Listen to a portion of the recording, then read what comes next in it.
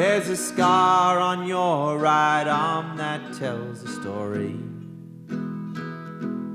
of a miscalculated movement long ago. It's the reason you now claim your territory. The way a mountain tries to hold its snow. This hall, it was on my vision board to one day do something in here. After the first time I saw it, I couldn't believe that it just existed in the city. The vibe in here, it's got a country town vibe. It's so quiet, but it's right here in the middle of Northcote. And then one day it kind of fell into my lap. I was booking a show here, and the pastor asked if I knew anyone who wanted to rent one of the rooms in here, and I said, yes, me. So I moved into one of the little rooms down the back there. So this was my room. It's now a storage space for the environmental shop up the road. Yeah, nice wooden floor. Yeah, you'd hear people trying to break in at night and all that kind of stuff. Like all the joys of the neighbourhood. Nearly got mugged up the road there. And chased the assailant off with a tub of yogurt, but that's another long story. They're flashing affirmations on demand.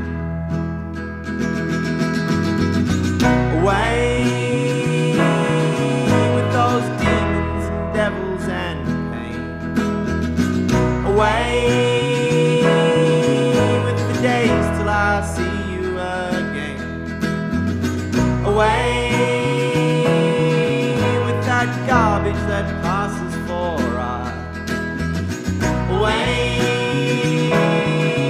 with the stone that has grown in your heart.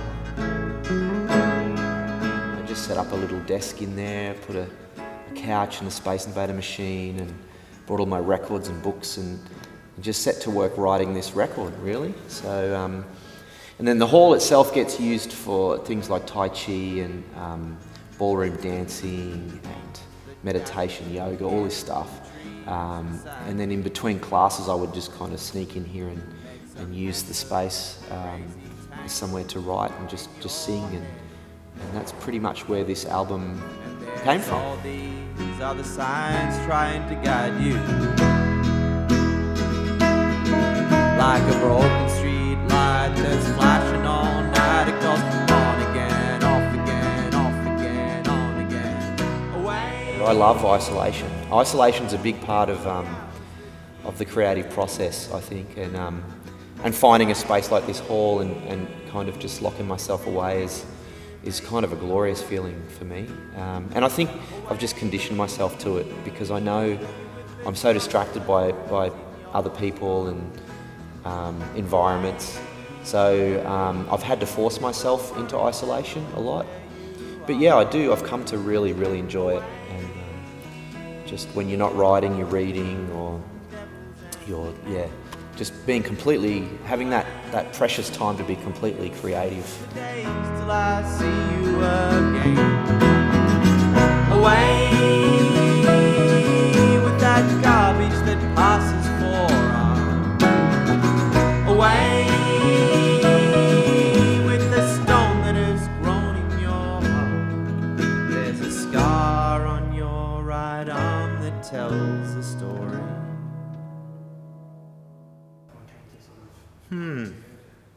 Away, let me think. I'm trying to think where that one.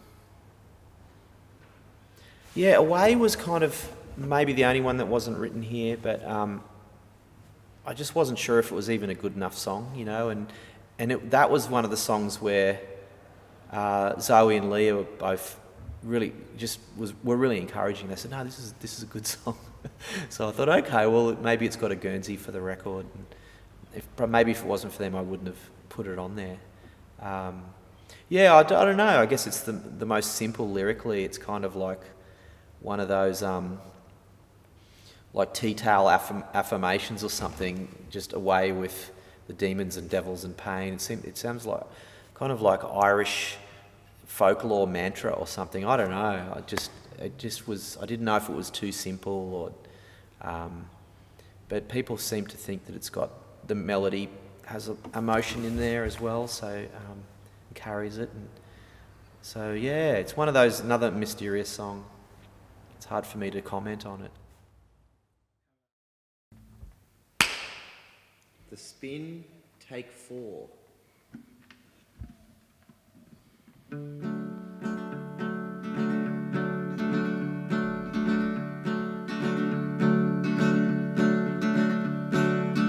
Down through another golden century we fell, and dusted ourselves off in this $30 hotel, skulking around the doorways, cats as hungry as their fleas, natural born enemies. Tell me everyone you know thinks of themselves as saints, and all believe they deserve to be somewhere that they ain't, somewhere that they ain't. Like in a storyline someone wrote drunk on wine. And it won't come again, this world that we're in. You talk to the wind like it might say something about the spin of this world that we're in, but you try. Lost my childhood innocence when my head hit the ground. All those years before I met you were spent searching all around. You said I'd see further if I climbed you like a tree. Then it came back to me. Now even when you leave the room, there's no peace I can find. You take up too much space in the real estate of my mind. And all that teenage trivia I used to dine out on, last time I looked, it's gone. And it won't come again, this world that we're in. You talk to the wind like it might say something about the spin of this world that we're in. There's new wars to win, but it won't change nothing about the spin of this world that we're in. But you try. Single table with The Spin is kind of the newest song on the record, but it has the oldest line in it. So I wrote a line in Katoomba at the Clarendon Guest House. The town was enveloped in fog. No, sorry, the hotel's enveloped in fog, the town looks out of focus, and you're still busy cursing at the house cleaner who woke us. And I always really liked that line, and just could never fit it into a song. Katoomba's got some weird vibes, and I've never really been able to write a complete song, considering all the time I've spent there. And it's just the landscape's quite claustrophobic, and also a lot of the time I'm there it is fogged in, and that's one day I did wake up and you couldn't see anything because the fog is just a whiteout out the window. And I'm just glad that I've managed to, in all the time I've spent there, to get one line into one song, and that's this one. Now the hotel's enveloped in fog, the town looks out of focus. You're still busy cursing at the house cleaner who woke us. There's nothing I can say to make you change the way you burn when you're on fire.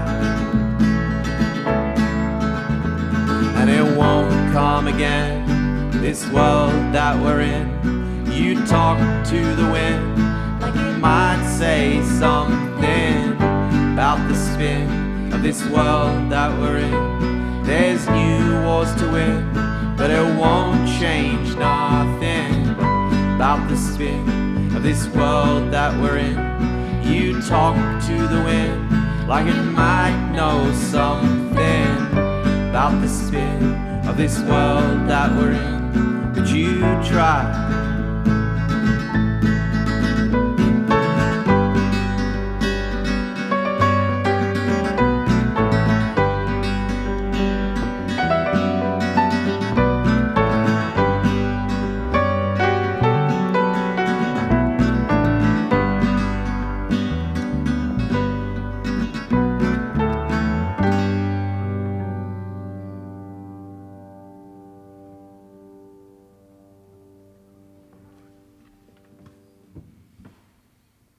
felt good. That felt nice. Yeah. Yeah, that was a good one.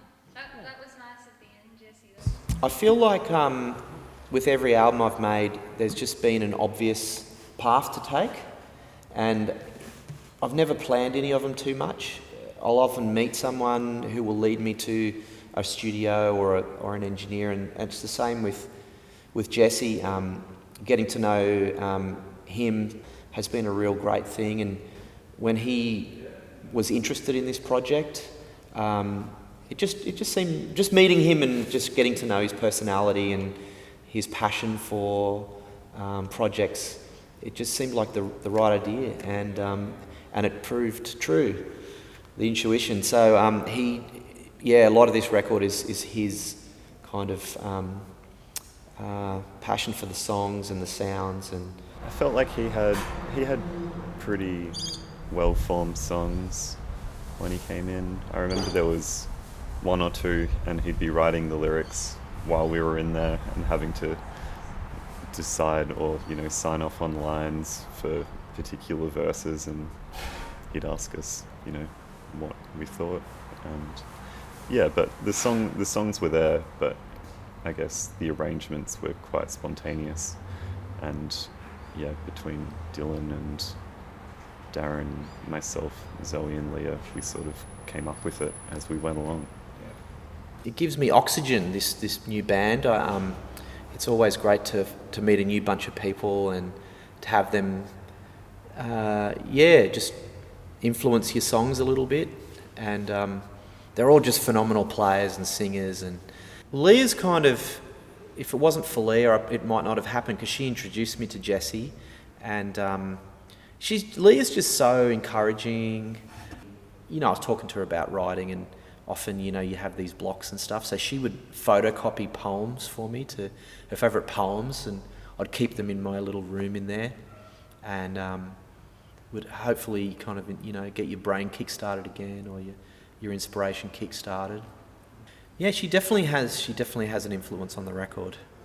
Dylan plays a lot on the record. Him and Jesse take care of most of the instrumental stuff on there.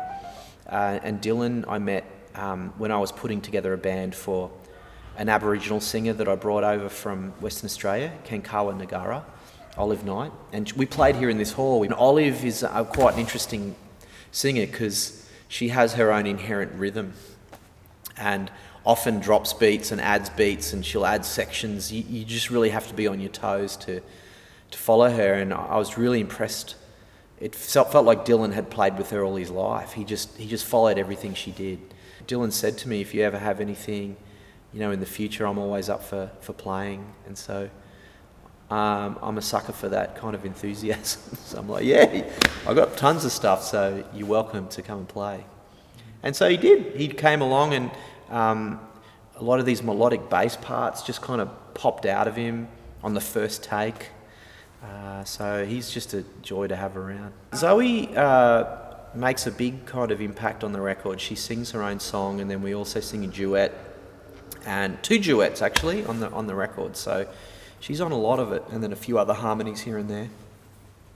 I met Darren in Portland, in America. She came along to a gig. Really random gig. She was staying in some stinky punk basement in Portland. This punk rocker was like, hey, y'all should come to my friend's band tonight. And I was like, yeah, maybe. What's on in Portland? And he showed me in his app, like, all the gigs that were on.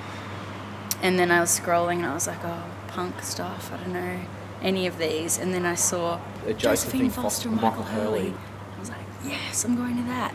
Went there, in another country, you hear other Australian accents. We both heard these Australian voices from across the rooms at different time and gravitated toward each other. And then we were like, hang on a minute, it's Darren Hanlon. We became friends. Yeah. When I got back to Melbourne, just kind of reconnected, and dawned on me that she might, be available to sing on this record. She's also kind of this little magic sprite of a human, so she brings a lot of joy to the session, and it always makes, boosts morale of the people around her, so it's always nice to have her around.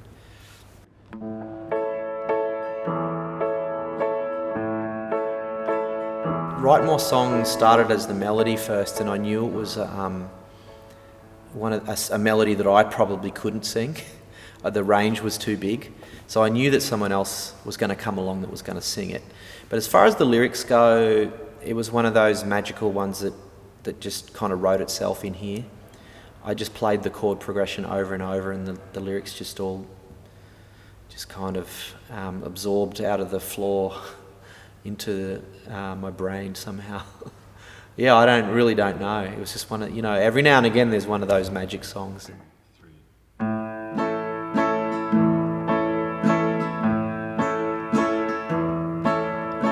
voice when you sing Is the beating wing of the bird as it wakes in the morning,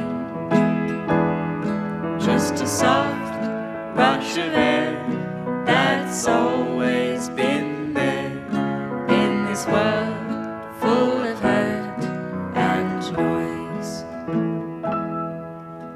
for Some folks are out to promote and shout every little thing that they're feeling,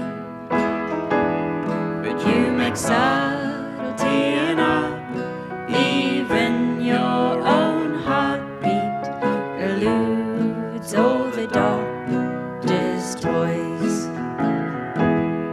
But it raises when you're all alone on the stage, and the lights are all blinding stars. You'll never grow old. Well, I am here to hold my hands round the candle that glows in your soul.